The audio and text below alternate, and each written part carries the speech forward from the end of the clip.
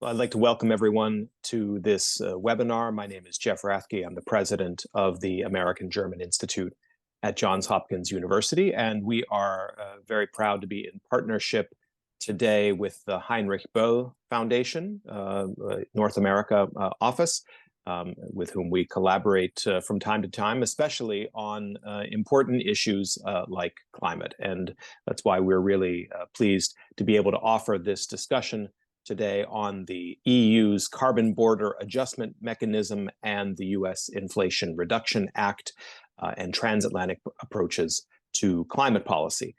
I am going to hand things over now to my colleague, Vice President of AGI, Peter Rashish, who is also the director of our Geoeconomics program, and he will introduce our panelists and get the discussion started. So thanks once again for joining us. And Peter, over to you. Thank you, Jeff. Let me welcome all of our viewers who've joined and our panelists. As Jeff mentioned, today we're going to look at the US Inflation Reduction Act and the EU Carbon Border Adjustment Mechanism, which are both designed to reduce carbon emissions faced with the challenge of climate change, but they rely on different instruments to incentivize decarbonization. And there is a chance they could lead to frictions in the transatlantic economic relationship and perhaps also strain the international trading system. So we're going to today take a look at the different avenues that may exist to bridge differing US and EU climate policy starting points, and hopefully in a way that strengthens the US-EU relationship or the broader US-European relationship and advances decarbonization goals along the lines of the UNFCCC Paris Agreement. Just quickly, I mean, there are already some options on the table. The German government proposed a climate hub at the COP this year and has now taken shape under the joint auspices of the OECD and the International Energy Agency. Within, bilaterally within the US-EU Trade and Technology Council, a transatlantic initiative for sustainable trade was launched. And then a little more recently, here in the US, the Biden administration announced the creation of what it calls a White House Climate and Trade Task Force. And one of its explicit kind of headline goals is to work with allies to make trade policy work on behalf of decarbonization. So with that, let me introduce our four top-notch panelists that we have today with us. Emily Lydgate is a professor of environmental law at the University of Sussex. She's also the co-director of UK Trade Policy Observatory and deputy director of the Centre for Inclusive Trade Policy.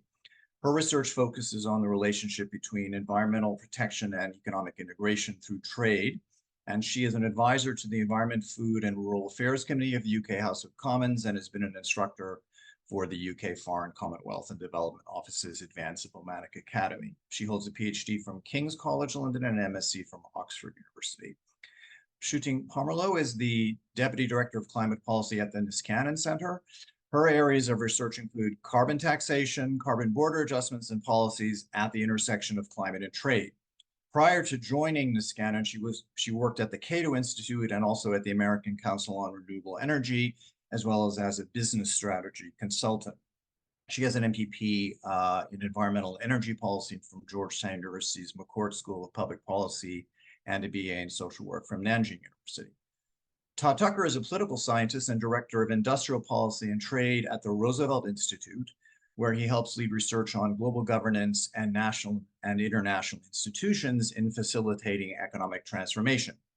He has testified before legislatures and expert committees in several countries around the world and is the author of Judge Not, that's K-N-O-T, Politics and Development in International Investment Law.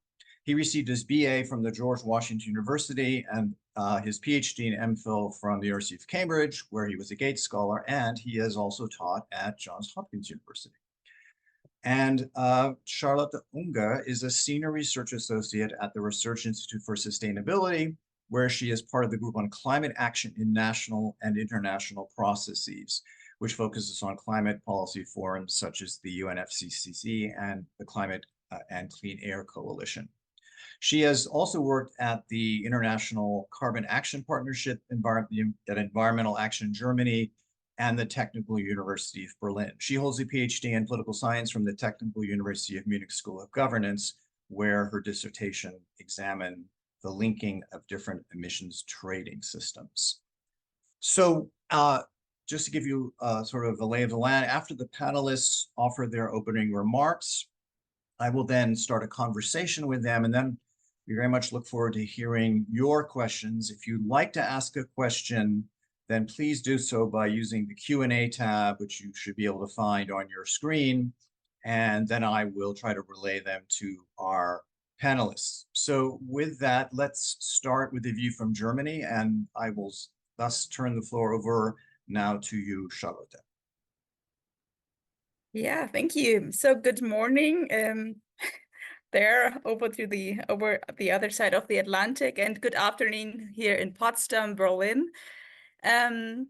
So thanks for inviting me. Thanks for having me, Heinrich Böll and AGI. It's a pleasure to be here and have this really great panel. So I'm really looking forward to our discussion. Yeah, I think I would like to start with three, let's say, more broader observations to get started, and to maybe also to introduce our topic a little.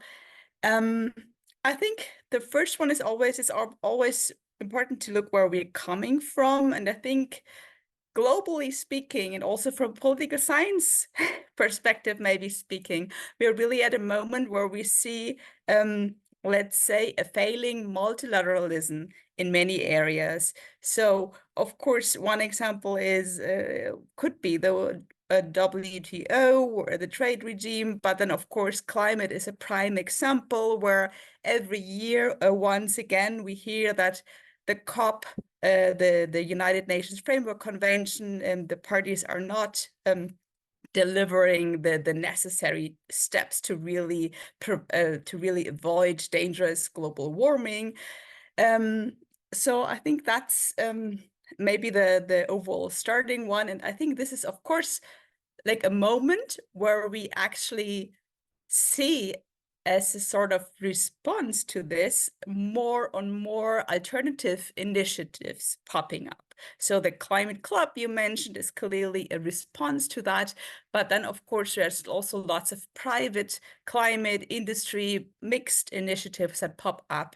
And then I guess there's also the bilateral initiatives where countries try to get things on the ground more quickly or with more progress. So that's maybe the first observation. And the second one would be more on climate in general. And I think there's maybe two phases to this. So on the one hand, I mean, of course, we still need to strengthen our ambitions, and probably globally all around the world, which is really quite a challenge in a moment where as I just mentioned, we have these climate COPs, these conferences, and every time again, we see that countries year after year are not promising enough ambition. At the same time, we have, like, from the science side, we noticed that, for example, last year was actually one of the first years where we actually reached, at least in the yearly average, the 1.5 temperature. So I think, against that, it's important to how to manage to keep on going with this, and still like increasing ambition and still moving and like keeping with this narrative of that even if we go beyond 1.5, it's every centidegree counts, and that's one side of this. And the other side of this is, of course, that we're at the moment where, from a political side, we're really moving into the implementation phase. So all that we have promised, we need to implement this, and we need to get this going. And that's, of course, where one example in the US is the Inflation Reduction Act, and in the EU we have the Green Deal with the mentioned CBAM, the Carbon Border Adjustment Mechanism, just as some policies. And we're really at the moment where we try to get this going, where we try to fill our promises with more concrete actions and that. And I think just maybe also to bring this a little bit more into Germany, I think in Germany, we're really at a phase where, well, we're already at a moment where we see that we have to implement those policies that are not low-hanging fruits. So we see that that there's actually no climate protection that can't be felt. So always, other words, all climate measures are always going to be felt with some degree. So at this moment, we're really, and maybe some of you have looked or have observed the disaster around the heating law that we had the last year in Germany. So we see we are about to implement policies that somehow touch people's day-to-day life. So I think that's the moment where we're at, and that is a little difficult. And yeah, maybe the last point or the last observation I wanted to make is that, last but not least, that we are also maybe, I think, and I would definitely include Germany, my country, into this, we're not very good at the moment at including emerging economies or global south countries, however you want to call them, into this, like into creating good solutions, or we're not evolving them really well. So we're not creating solutions that that provide or that really cope with the demands that we see in these regions. So we see on the one hand, of course, global south will be the region where we will see most emissions going to happen in the next decades. But on the other hand, of course, it's a region where most vulnerability is, where climate change will hit. So, and I think many of the policies that we're making at the moment are still not really apt to include their needs. So I guess CBAM is just a prime example. Maybe that as a last thought I had is that, of course, there is much room for improvement, whether it's common how to really create an equitable solution, because of course we know that like the CBAM policy tariff that is going to be put on imports on certain goods will hit those countries who have like more difficult conditions for production or whatever, will hit them worse than other countries who really can afford more. And so I guess this is really a point where still is more room for improvement for finding better solutions. But yeah, thank you. I think this is already enough for a start. Just thanks. Great. Thank you very much, Charlotte. Let's now turn to you, Todd Tucker, for a review from Washington. Great. Thanks so much, Peter, and thanks so much to all of the organizers for this opportunity. It's great to have a chance to have this conversation in a transatlantic context for some of the most important issues of our time. So, I think to put the U.S.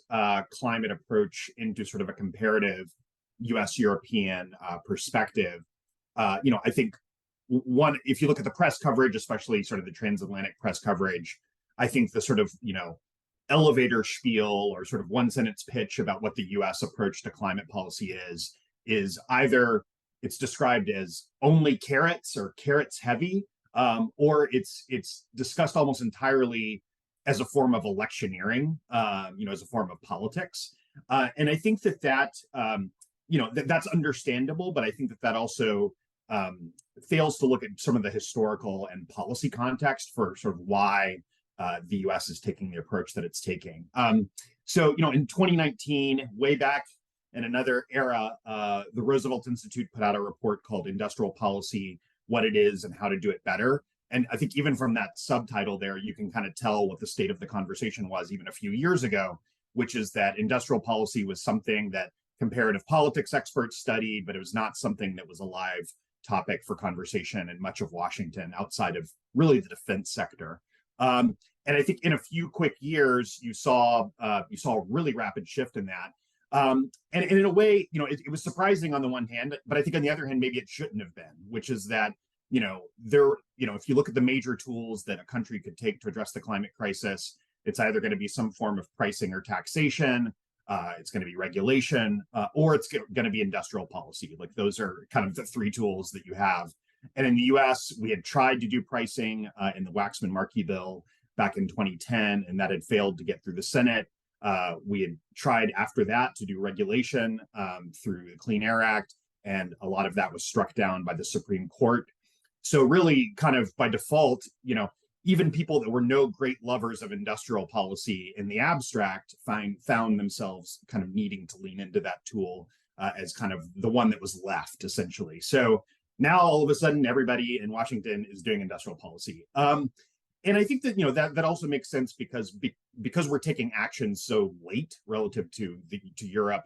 We do need to move at a speed and scale that would be hard to do via some of those other mechanisms. And the initial results in a macroeconomic and statistical sense are very encouraging. You have the highest rates of manufacturing construction on record, very high rates of manufacturing of construction employment, building these factories.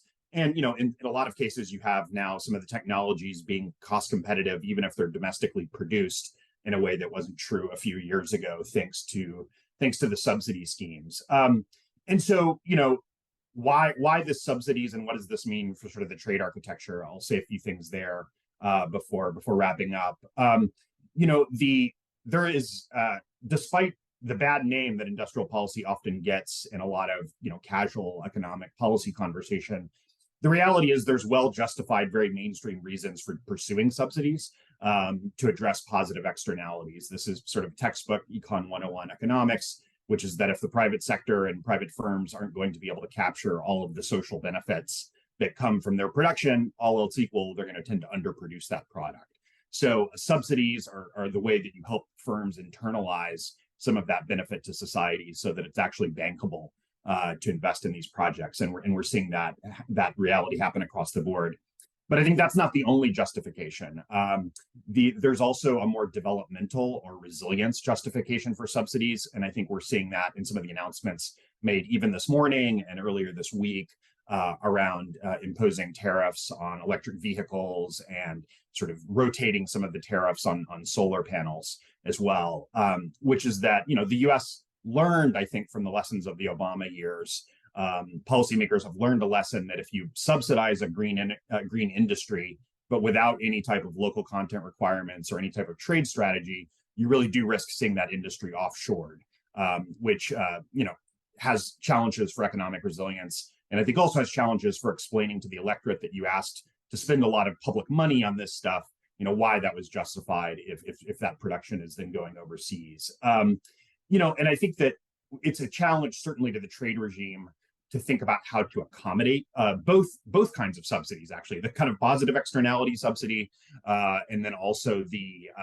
more developmental resilience subsidy. That the rules going back to the GATT are really, were built with a different objective in mind, which was basically countries, a lot of developed, Western countries were moving off of a period of doing industrial policy in the 1930s and 1940s and wanting to go into something, a different phase of history. And so the rules were designed with that in mind. And the legal scholar Mona Pinchas actually has some great historical work on this, looking at some of the compromises that were made in the Roosevelt and Truman era that sort of had an anti-industrial policy trade toolkit built up, at the U.S. to be very clear, at the U.S. request and the U.S. initiative. So it is not, this is very much a U.S. initiative. So that was not, really what the rest of the Roosevelt administration was pursuing with its industrial policy. And as a working for the Roosevelt Institute, I have to always bring up these historical examples, or else they fire me. So I will say that. I think that some of the approach for trade policy going forward is really going to need to be sectoral. Some of these challenges are very complicated in terms of supply chains, in terms of labor rights, in terms of production methods. I mean, these are not things that sort of simple non-discrimination rules are very well suited to address. I think we saw an early model of what that could be and could have been in the global arrangement on sustainable steel and aluminum. That was negotiated between 2021 and 2023. In theory, still ongoing. I very much hope that the negotiations will kind of pick up now, in the coming months and years. I think that would be a really important model to basically show success and show sort of the theory of the case for how you can do this. I think that if you don't show success in a given industry where there's some very objective reasons for cooperation and some shared interest, it's going to be much harder to work on some industries where there's more of a competitive dynamic or opposing interest. So I think that it's important to show proof of concept so that we can then work on other sectoral agreements in the transatlantic space. And with that, I'll stop there. Great, thank you very much, Todd. Let's go back across the Atlantic to Emily Lydgate for another view from Europe.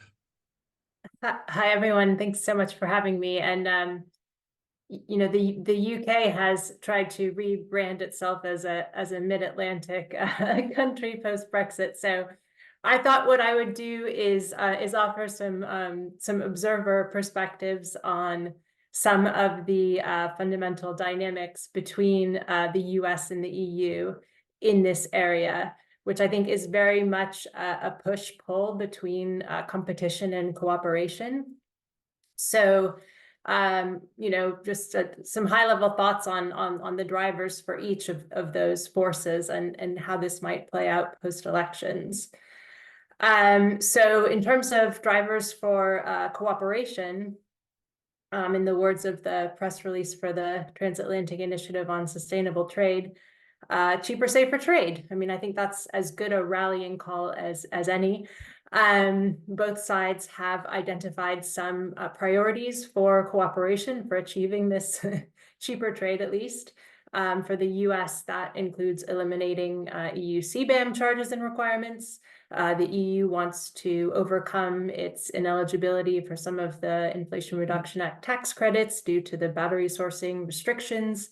Both of these are trade barriers. They increase the cost of trade, but neither side is really prioritizing cheap trade in absolute terms, because both are at the same time, as Todd pointed out, you know, not only the US, but also the EU are escalating tariff barriers, trade remedies, critical minerals bans, et cetera, against China.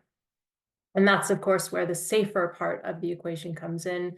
We're at a moment where climate change is no longer a narrow environmental issue. I mean, I'm old enough to remember when it was viewed in those terms. Now it's really at the center of the, you know, what Roderick and Wallace call the emerging bipolar unsafe world order.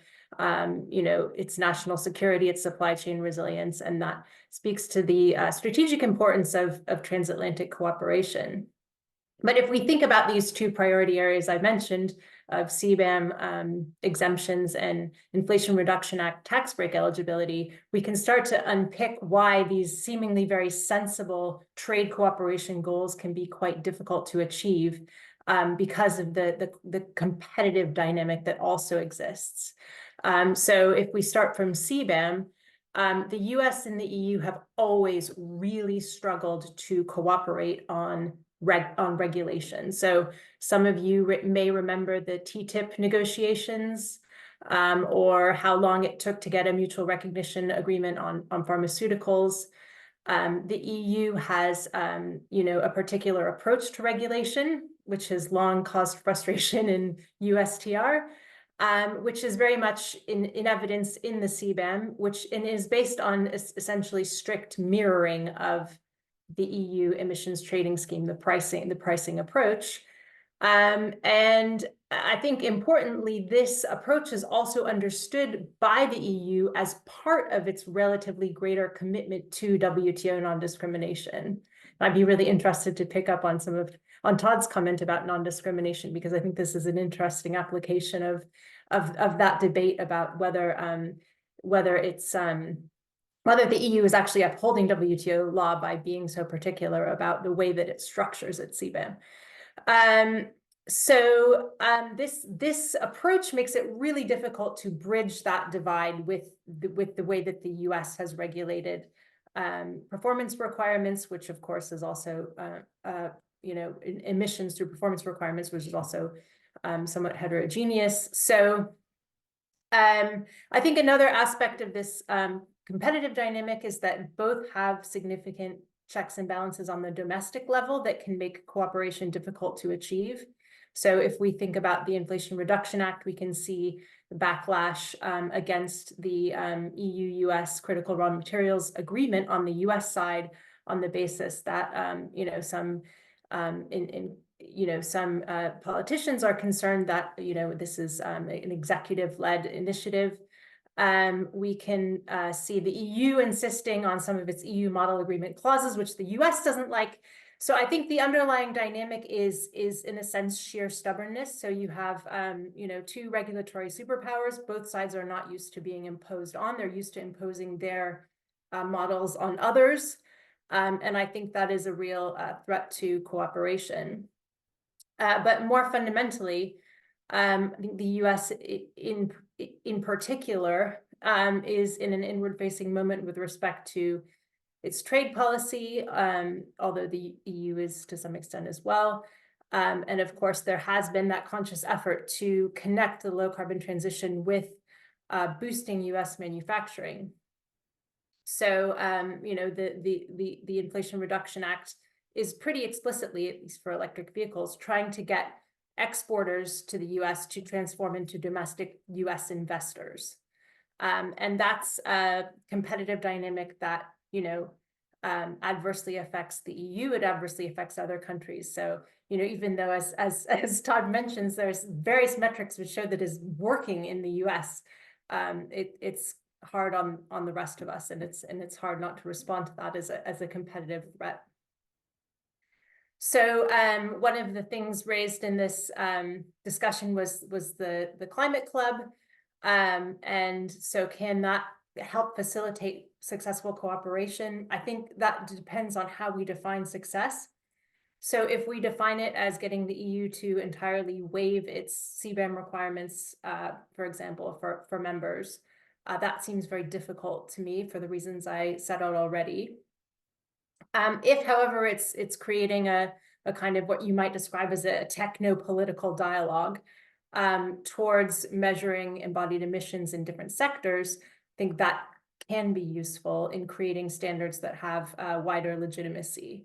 And there are many existing examples of governments, including the EU, using international or voluntary standards to assist with conformity assessment. So I think a possible future is one in which we have identified minimum standards which ultimately ease compliance with CBAM requirements and whatever the US might introduce in this space, even if they don't eliminate these requirements.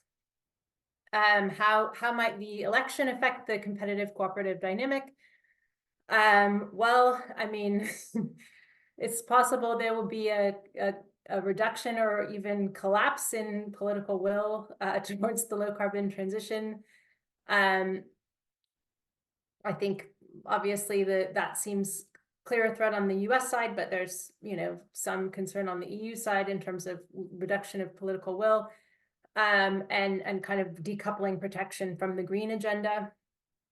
This obviously will drive the potential US alliance area in this area further apart, but as I think Todd was saying as well, there's a certain amount of momentum in the private sector that's happening already. So pursuant to the Inflation Reduction Act and other international public and private investments. So it seems to me that we have this broader trend in international trade of the bifurcation between the political level, which is really characterized by instability, uncertainty, and the private sector, which has these embedded global supply chains and is just trying to get on with it and navigate these ever-increasing obstacles. So it certainly seems to me that it would increase the distance between those two.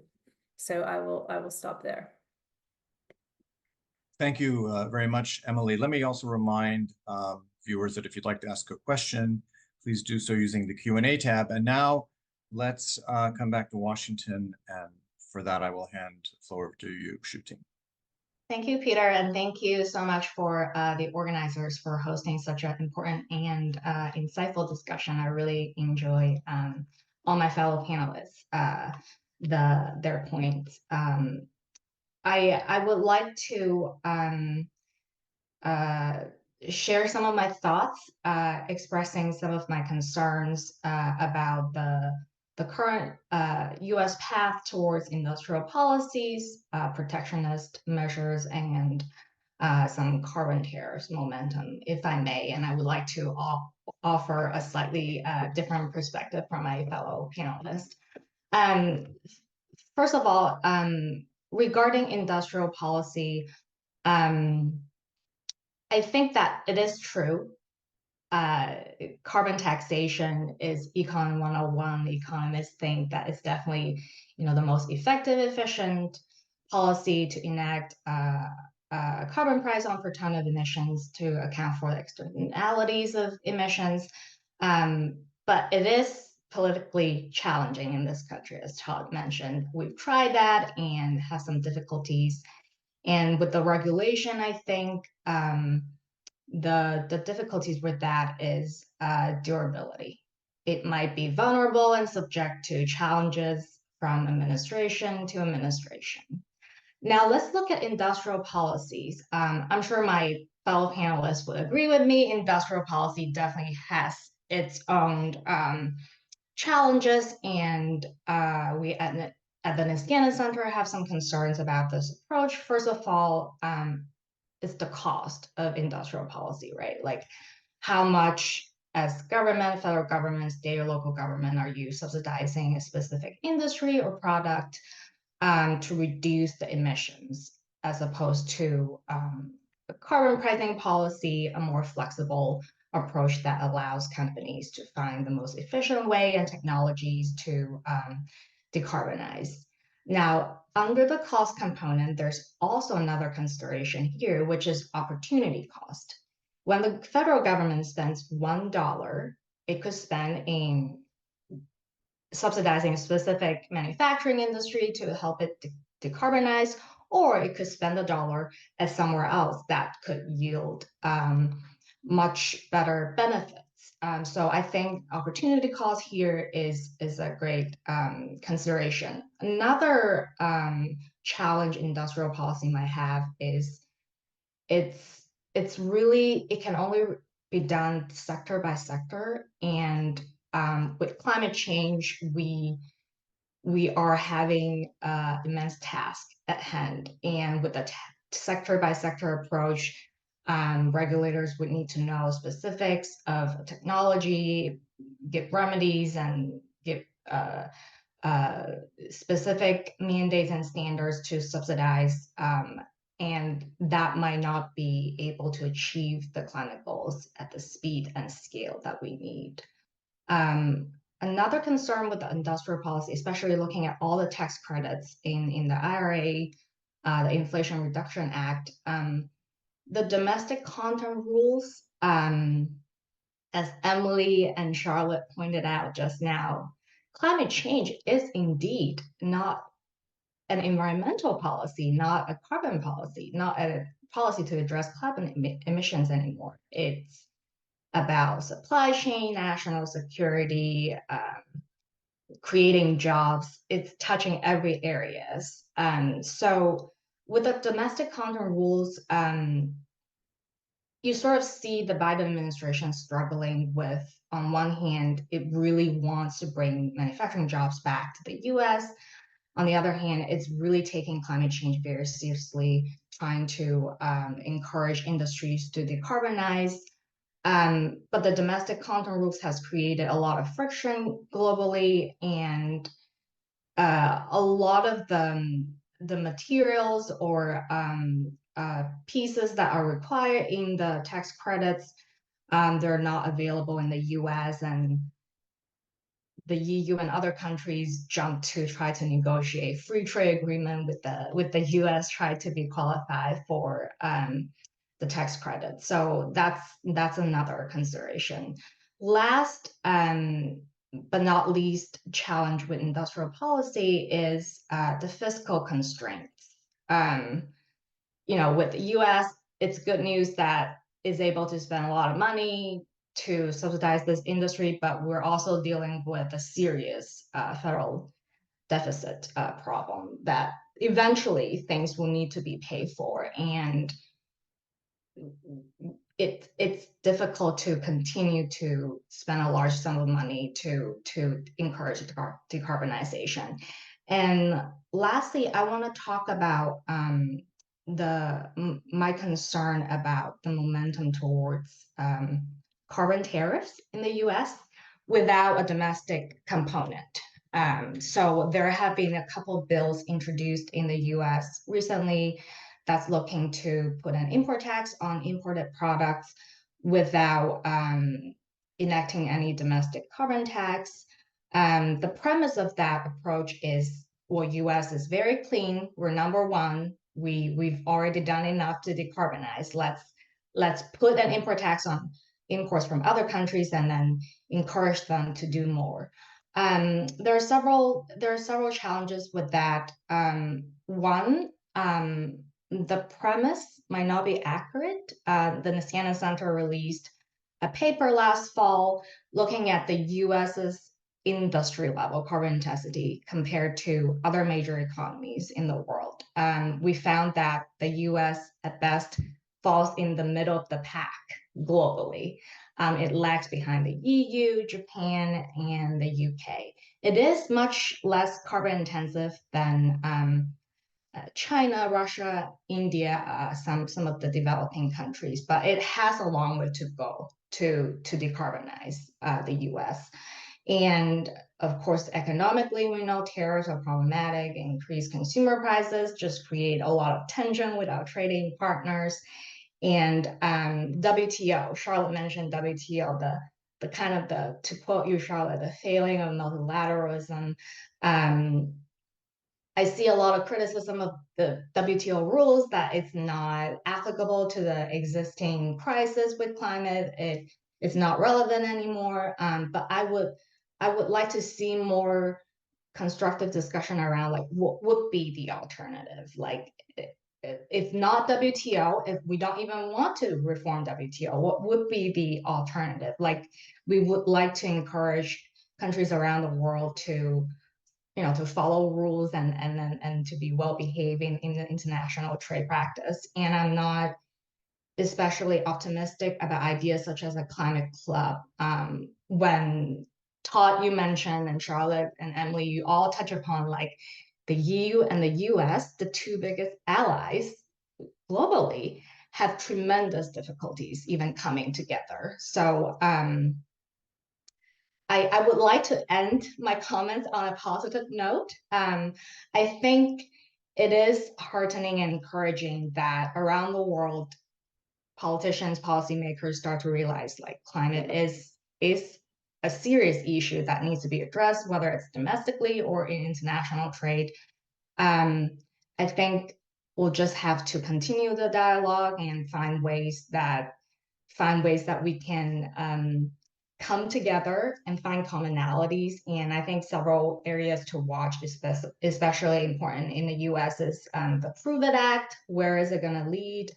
The climate trade and task force that Peter mentioned, and some of these carbon tariffs, carbon border adjustment bills, where they're heading, and if there will be more of them being introduced in Congress. Thank you.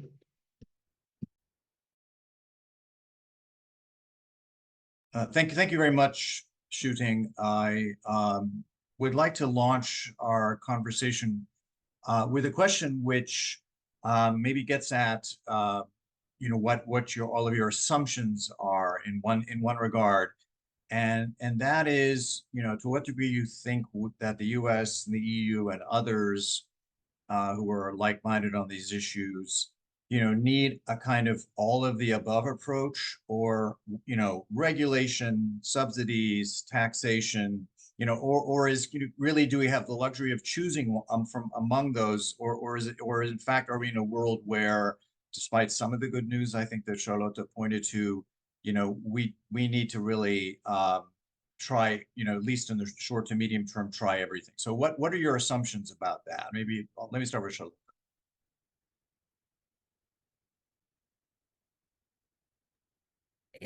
I think I didn't grab the last one. Are you talking to me? Yeah, no, I wanted to ask, I'm asking the panelists, what are your assumptions about what is needed? I mean, do we have the luxury of choosing among these different measures, or do we need to really try all of them? Yeah, I think like the pragmatic answer to this question would be, I think there is no other way, because it's just not realistic to say that we will agree on the same approach, because as we just mentioned, US and EU are just two out of the whole global community. So now I think it's just, if you look at whether it's Japan or of course China, or there are so many different approaches. Nevertheless, I think maybe I don't know if it's really, really necessary to have like the same approaches everywhere. What is necessary, and that it's really from a climate perspective speaking, is to find more common ground on the metrics behind it. So yes, you need to find some sort of common ground on how you compare these approaches. So you need to have some sort of common ground on whether an IRA in climate terms means the same as an emissions trading system or whatever. This is already difficult enough. However, I believe also, and I think this ties back maybe to these climate club approaches, so that this really hard work on the more technical level it's of course slow, but that's the way to go, or whether it's GASA or the club. So I think there is movement in that, and that's something there also the governments are understanding on the global context, that you need to move forward with these nitty-gritty details on what every country is doing. So I think, yeah, I don't know if that would be my position, I guess. Thanks.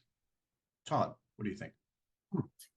Yeah, no, I mean, I think that we do have to be trying an all of the above approach, because you never know for policy, political, or technical reasons why some country is going to be able to pursue one set of policies and maybe not another. I opened my comments by saying that the rap on the US is that it's a carrots only approach, and I think that's not exactly correct. I think that it's more of a carrots first approach, and it's more of a sequencing question. We saw within weeks of the Inflation Reduction Act being passed, we saw at the state level, and that's important in the US context to remember, at the state level, there's a lot of environmental regulation. So California, significantly moved up its phase out period for internal combustion engine vehicles. We saw over the last few years, the Environmental Protection Agency taking really aggressive action on power plants. There's methane rules. There's a variety of different sticks that are being taken up. There's an LNG export ban. So the US is doing a lot of sticks as well. It's just kind of doing a heavy dose of the carrots first in order to eliminate one of the most obvious objections to the climate transition, which is that firms can't afford it without going bankrupt. So the Inflation Reduction Act gives them some money to make that a financially viable proposition, but then ultimately there is now a phase-in of different requirements. And I think that's maybe a lesson that I've seen sort of relative to some of the European partners, where leading with the sticks sometimes leads to both policy and political problems down the line. I do also just want to give one note of optimism. The default approach, or the default reaction in the United States and in Washington to the EU getting out in front on climate action has often been to criticize it in fairly mercantilist terms. We saw this in 2010, in 2011, 12, when the EU was advancing its emissions trading scheme onto international aviation. And the bipartisan, bicameral rejection in Washington of that was to ask for a carve out for US airlines. I think that there was a real risk with the CBAM phase-in that you could have seen something similar in Washington. And I think that you've seen certainly murmurs in that regard, but that it has not been the dominant policy approach. And in fact, I think one way to read the global arrangement and the TTEC and some of these different forums is to try to get out ahead of there basically being a mercantilist reaction to the things that either side, either the US or the EU, is doing better than the other. And there's certainly some areas where we're doing better, some areas where the EU is doing better. And rather than seeing that as a basis for trade conflict, I think seeing a basis for having, again, I would agree with Charlotte, metrics going to be very important, open dialogue and transparency very important. And that's an area also where the EU demands for more transparency around Inflation Reduction Act subsidies have been helpful also from a research and civil society perspective in the US. where, we were getting more information than we would probably otherwise get about where the subsidies are going as a result of the EU demands. So I think that there's a lot of basis there for cooperation. Emily, carrots, sticks, something else, one or more of those. What do you think? I mean, I guess it's a big question. I guess one way of approaching it is thinking about what we need for the low carbon transition, and what we see that there are a lot of global interdependencies. So there's, mentioning competitive dimensions, but there are real global interdependencies if we want to get to the low carbon economy. So we have, for example, the US and the EU are dependent on poor countries in the global South for critical raw materials. We just don't, there just aren't enough for the scale that we're looking at, which is mind blowing if you start looking at some of the statistics. We have, poor countries in the global South dependent on the US and the EU for technology transfer and investment. And we have, the default is everyone is dependent on China, right? That's just the reality. That's what it is right now. So in that axis, it's not just about the US and the EU. It's this kind of, China and developing world, they're all in there. So actually, if we think about it that way, US and EU cooperation isn't really the most important aspect of decarbonizing the global economy. We can have very little cooperation and it would probably be okay. I mean, I'd be interested if someone wants to argue against me here. But we have, except for that plank of thinking strategically about how to lower dependency on China. And that is a kind of a constellation of national security, cooperation, and and trade flows, which also has to do with triangulations with the global South. And then that also brings in, for example, if the US is going to be restrictor on banning critical materials from that are processed in China, does that then mean the EU EVs are banned from the US? So I think it's a very complicated thing to untangle. I'm not sure if that answers the question. Yeah, no, that's great. Thank you. And I want to pick up on one thing you said before I open it up to questions from the audience. Shooting, you spoke a lot about carbon pricing. Do you see room or the need for other measures as well? Yeah, I think that's an excellent question. I think ultimately carrot sticks, combination of carrot sticks, ultimately it's a democratic process. It's a political process. What can get through Congress? Yes, you can do it via executive action, but it won't be durable. Like serious climate policy in the US needs to be legislative action. So I think as policymakers, my job is to, as I mentioned in my comments, lay out the trade-offs, the pros and cons, benefits and costs of different choices, policy choices that policymakers might consider.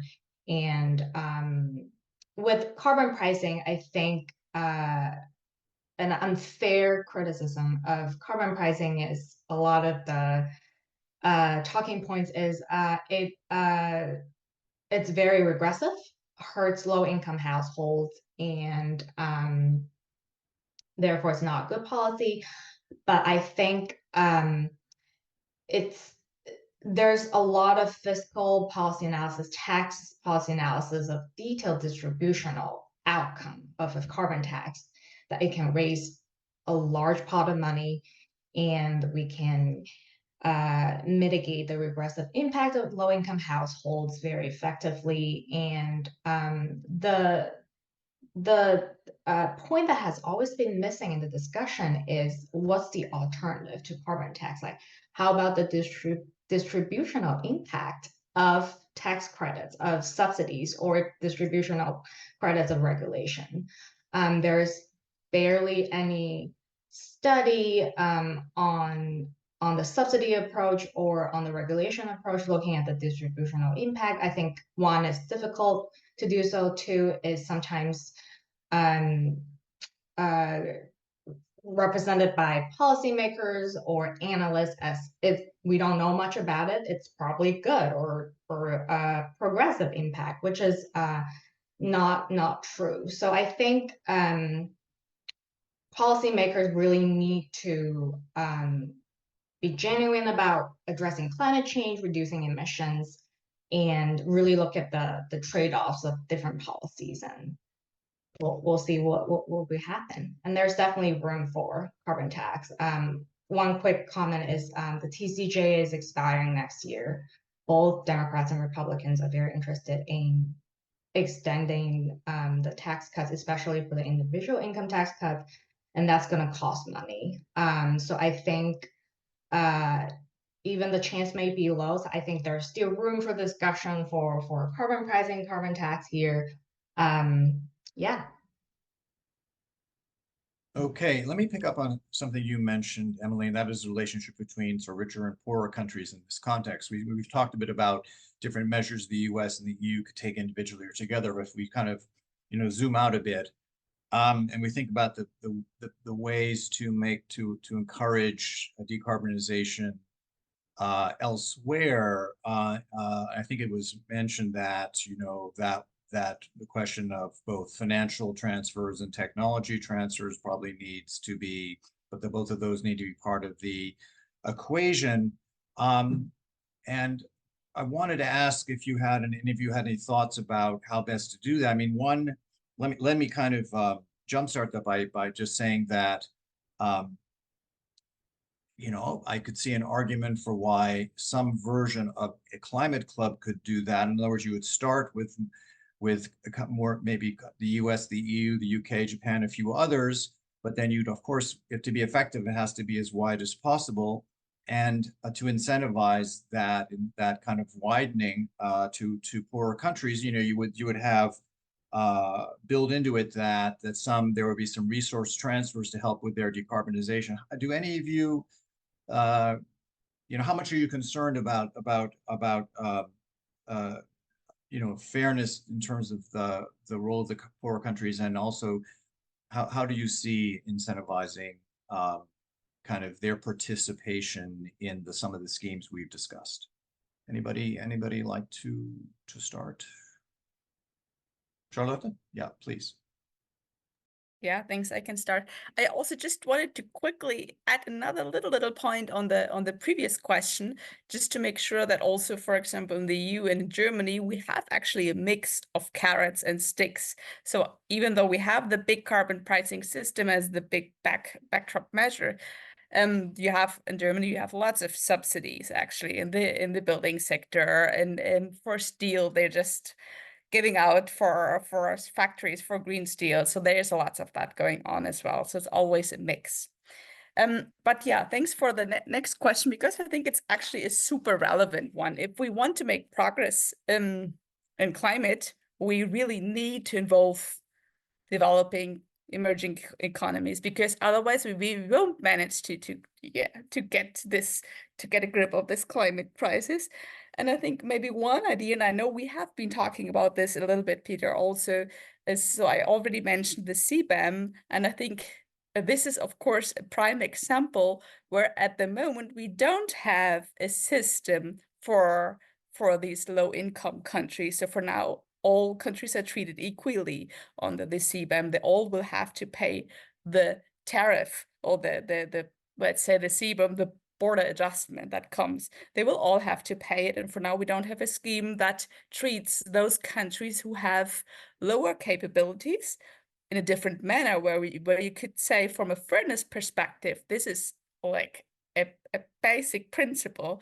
So I think there are lots of discussion, at least in the academics, also going on, who think about how you can, for example, redistribute the income that you generate. I think also, yeah, Shooting, you mentioned it, so that CBAM will also, hopefully, at some point, generate lots of income. And then there's the question, will you really feed in this income into the general EU budget or the country's budget? Or will you come up with some sort of mechanism where you, for example, target those countries? Of course, it's not easy, because you have to think about then also how will you redistribute it, what is really equitable, who will receive what. But I think at least there are some ideas out there on how to make this better. Yeah.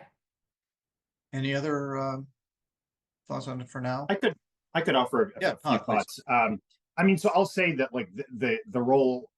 So what is going to be the U.S. approach to developing countries in the clean energy transition is the $1,000,000 question that I think, there's not a lot of thinking, or certainly not a lot of actual policies on the table now that are offering very much to developing countries. I think that on the positive side, you have some great rhetoric and you have sort of a great, I think, sort of intellectual orientation towards the need to do something there. I think, one of the good examples of that was the Jake Sullivan speech, National Security Advisor speech to the Brookings Institution last year, which really laid out, I think, a new paradigm for cooperating with developing countries.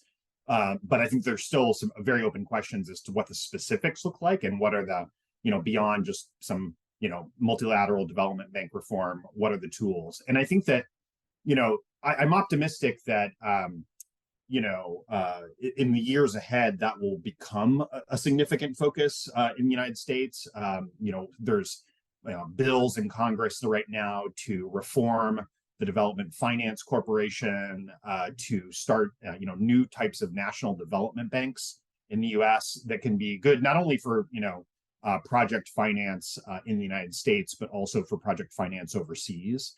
I think that there's some very somewhat technocratic fixes that could get release a lot more resources, and also sort of avoid, I think, some of the traditional political opposition to foreign aid in the U.S. context, which is, for instance, the Development Finance Corporation can take equity stakes in projects around the world. However, for budgetary purposes, the full amount is counted as a loss on the federal budget, rather than something that can generate returns. And I think that's we see in some context, there's a lot of green energy projects that could be profitable over the long term and then could sort of pay back the taxpayer for any investment that's made. So I think that there's some real possibility of unlocking a lot of resources if some of those technocratic fixes are addressed.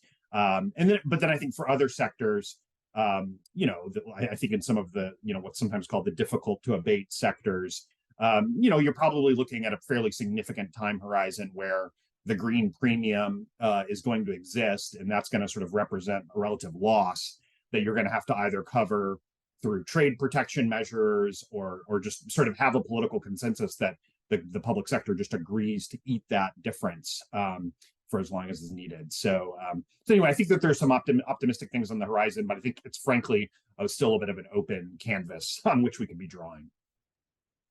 Emily. I mean, I think it's important to acknowledge that there is a kind of a parallel discussion about industrial policy going on in a lot of these resource-rich countries, which is really focused on how to capture value added and how to get technology transfer for the mining and development of these, critical minerals and associated industries. And I think it's a really interesting dynamic because they have a lot of leverage in that discussion.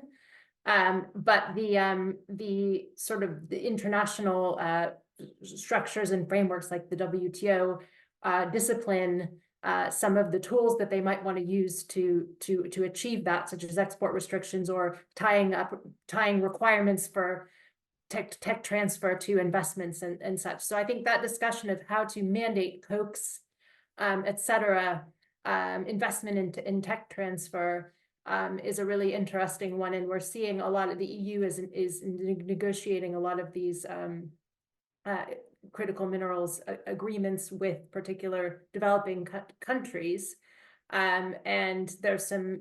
It seems to me that agenda isn't fully being expressed in that space, but I think it's going to continue to be an area of a potentially contentious area as well. Great, thank you. We have some questions from viewers, and again, let me remind all of you, if you'd like to ask one, please use the Q&A. But now many of these questions have a kind of crystal ball element to them. So I know that might affect the degree to which you directly answer them or not. But one of them asks about the the EU's carbon border adjustment mechanism, and how much in the future that's going to be copycat. I mean, I know some other countries have mentioned they'd like to have something like that or are already starting one. I mean, is this? Let me sort of add a little kind of spin to the question by saying, the EU is kind of the first mover in a certain way with that. I mean, I think somebody mentioned that maybe it was Todd, you mentioned we were kind of late. I mean, is this, and I think there probably are some in Brussels who think that that by being the first mover, there will be this kind of replication in other countries. Is that something that is really going to, that dynamic is really going to speed up and gain considerable momentum to the extent that that's going to, let's say, dominate the conversation about what measures countries should use where trade and climate sort of come together? Anybody want to try to answer that question? Yeah, I'm happy to take that, please. Peter. Okay, thanks. Yeah, I think I do believe that will be the direction and the momentum as the EU start collecting import taxes for its EU CBAM from 2026. You've already seen several other countries either currently considering or going through a consultation process, thinking about the policies. I think the challenge of such a policy is it could be purely unilateral. Like the EU or the US, they can do whatever they want with the trade policy, trade restrictions, and the tariffs. And I think the challenge is implications of that. When the EU is implementing the EU CBAM, it has the ETS in place for more than 15 years. So it's perceived by its trading partners as sort of a policy trying to address climate, trying to address emissions in international trade. It's also replacing the free allowances given to the carbon-intensive industries. They're phasing out the free allowances and phasing in the CBAM. So I think from a justification standpoint, it makes sense that it's implementing the EU CBAM. One challenge with that is it doesn't have an export rebate component in the EU CBAM, and if the goal is to replace the free allowances under the EU CBAM, the competitiveness of carbon-intensive industries could be a real concern. I mean, even the EU's own impact assessment report about the EU CBAM says like not having export rebate would unfortunately result in potential loss of 6% of its export market, because some companies or industries, they might have incentive just let's move to another jurisdiction or country with less stringent environmental regulation, and then let's produce emissions there instead of in the EU. So that's one challenge. Another challenge, going back to my comments earlier, you see the US, we have quite a few bills and proposals being floated around both on the Democratic side and the Republican side, that let's do carbon tariffs on imports without a domestic component, without domestic carbon tax, and also without any export rebate. I think the challenge with that is without a domestic carbon price, I'm not really sure what are we adjusting at the border, and it's very difficult to justify that without trading partners. You'll have to come up with a number. Some have floated the idea of let's look at all the federal, state, local regulations and try to come up with a number, and then the compliance cost with the environmental regulation, let's convert that into a equivalent carbon tax number, but that's very difficult. That to make that number convincing, that's very difficult. And I think it's more probably perceived by the US trading partners as protectionist, especially if you look at the Biden administration's announcement of 100% tariffs on EV coming from China.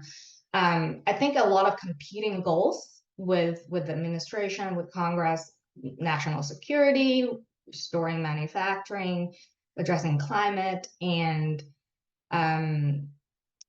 I went to a global conference 2 weeks ago in Berlin, where there are a lot of different countries representatives get together and talk about climate. And go back to your question, Peter, on the Global South one is we see a lot of developing countries trying to take initiative and form their own alliance like BRICS, and they're frustrated with what's going on, and they feel like they're talking past each other with the developed countries. So they're trying to get together and come up with solutions. So my concern is, yeah, more countries are gonna do carbon tariffs. I like to call it carbon tariffs when it doesn't have a domestic component or export rebate, and we might heading into a very fragmented global landscape. Charlotte, did you want to come in? Yeah, thanks. I try to be quick. So maybe just quickly to take a step back. So what the CBAM actually does, it kind of includes the promise that if a country has a domestic carbon pricing system, it could somehow get into the system. So let's say dangles this promise in front of the countries that you could probably get some either exemption or some benefit out of that if you have a domestic carbon price. And I think this definitely has some effect on some countries. Maybe those countries are really at the stage of looking, okay, what carbon or what climate policies are we applying?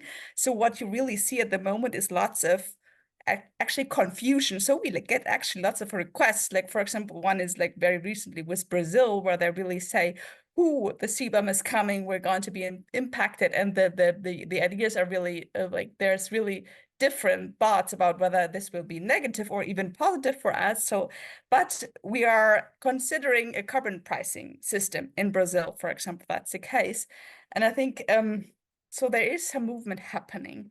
I think of course, the question, the background is then there always is really for that country, is a carbon price then really the best climate measure? No, and that's maybe something that one always has to be thinking about in the background. But yeah, this is Todd, maybe. did you want to come in? Yeah. Second, unmute myself. I think it was either Charlotte or Emily that mentioned what is the U.S. perspective on the WTO legality of the CBAM. I think that could be sort of a whole nother podcast or a webinar conversation. It's something that I've written about extensively with Tim Meyer from Duke Law School, where we've looked at precisely that problem, which is that, and I think you can see this from the challenges already from India and other countries, that it's not clear that the EU would survive a WTO compatibility analysis with its carbon border adjustment mechanism either. So I think there's definitely a common US and EU interest in developing some new jurisprudence or some new rules around, creating a little bit more policy space for those type of green trade measures. I think that as to Shooting's point about sort of how could you justify a domestic carbon a tariff in the United States without a domestic carbon price, I think it's actually fairly straightforward, right? Which is that we have a lot more tools to change the trajectory of the domestic economy than we do to change actions that take place outside of our border.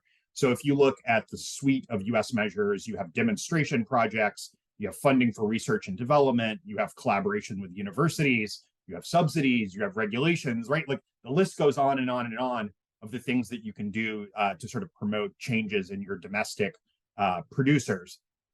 In terms of what you can do for international producers, it's a fairly more limited suite, right? It's going to be tariffs or it's going to be development finance. We've talked about development finance, but so tariffs would be the way that you structure your domestic market vis-a-vis the rest of the world by sort of saying these are the standards for what gets in our economy and what doesn't. And I think that that's actually can be done fairly straightforward. As an engineering and as a policy matter, even if it's sometimes poses some challenges on the legal front.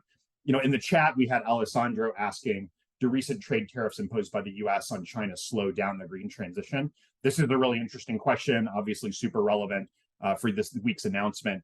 And I think that, as a lifelong environmentalist, I will say that we environmentalists aren't always good at political economy. And I think that, I remember conversations in the 90s and 2000s where, the standard environmental plea to the rest of their partners and folks in the political scene is, why don't you trust the science? Please trust the science. And there was not really sort of a sense of like, okay, but what's going to be the political economy strategy that's going to get the science to be able to turn into policy? And I think there's sort of a similar thing happening right now where people are comparing two states of the universe, one of which is completely theoretical and one of which is real, right? There's this sort of very theoretical universe where the world decarbonizes exclusively on the basis of Chinese excess capacity. And then that comes at the expense of a massive deindustrialization of developed economies. I think that is, if that is your vision for a plausible alternative decarbonization path, that's a fantasy. So it's actually not even that interesting to compare that path to the path that we're on. It's more of a question of getting that balance right between sort of how are you using friendshoring, reshoring, a variety of trade measures to sort of make sure that you're balancing the decarbonization and economic development priorities of each country. We only have a couple of minutes left. So let me just pick up on that to just throw one other idea for any comments. And that is, how to get the public to come along, because as we see in Europe, you have a lot of farmers who were coming into Brussels and expressing their views on issues. And several years ago in France, you had the Yellow Vest movement. So, and I think, Todd, you just pointed out to one way that probably the public wouldn't be happy if all of a sudden they saw that every single EV that was on sale would be, exclusively produced or owned by one country. I think you're right that probably would produce a negative political reaction, but also high prices produce negative political reactions. So I know it's a lot to ask for in 2 minutes, but does anybody want to come in on this issue of among all the measures we discussed or some combination of them, what in the sort of short medium term is the way to go to make sure that we don't at least have people out in the streets, protesting against climate policies? I would just say what we're doing in the United States. Right. The incentives and subsidies. And right. Yeah. Yeah, I mean, it's a great defense of the carrot approach. I mean, being in a U.S. national and now living in the UK, I'm really jealous of your EV tax breaks. So it's definitely a way of softening the blow. Right, and we see that the EU is kind of trying in some ways to replicate that as best it can with some reservation. Charlotte, what do you think about that? Yeah, maybe just to answer also your question on how to get more acceptance. And I think the answer is always that you also here you need a mix of measures. So that is on the one hand, of course, it starts with good communications, with positive communications, and goes over to more participation and and really on the making processes of these policies. And then it also ends with, of course, distribution policies. So I guess we had also, and we still have a big discussion in this in Germany. I don't know if you're aware that we also in addition to the EU carbon pricing system, we have a German carbon pricing system, or a German add-on to this, where there was the idea to redistribute some of this income to, whether it's on taking taking more trains, on reducing energy bills and all these things. And if you get, of course, these redistribution question, or the low income households, you get them better in the discussion. Of course, this is a good part of the way to go, I guess. Well, thank you all. Thank you, Shooting. Thank you, Emily. Thank you, Todd and Charlotte. Thanks to the viewers for tuning in. To borrow a kind of EU phrasing, I hope we've sort of widened and deepened a bit the debate and understanding of these issues where trade and climate intersect. I know that at AGI we'll continue to work on these, and it sounds like all of you will too. So I hope that we'll all stay in touch and be on the lookout for what our future activities are, and hope we can include you in some of those. So thanks very much again, and have a good rest of your day.